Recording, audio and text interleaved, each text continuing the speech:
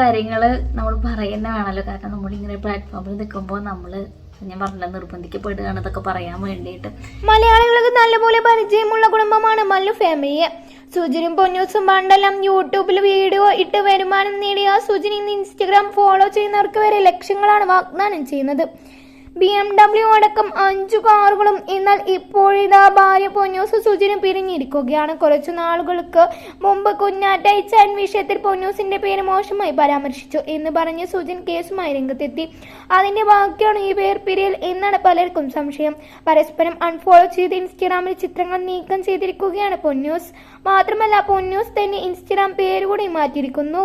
യൂട്യൂബിൽ വഴിയുമില്ല. അതുകൊണ്ട് തന്നെ പലർക്കും ഗീവ് അവേ ആയിട്ടും മറ്റു കാശ് കൊടുക്കാനായിട്ടും മറ്റുമായിട്ടുള്ള വീഡിയോസുമായി ഇൻസ്റ്റഗ്രാമിൽ മുന്നേറുന്ന തിരക്കിലാണ് സുജിൻ. യൂട്യൂബിൽ വീഡിയോ ഒന്നും ഇടുന്നില്ല. ഫാമിലി വിശേഷങ്ങൾ അതുകൊണ്ട് തന്നെ പലരും അറിയാറുമില്ല. എന്നാൽ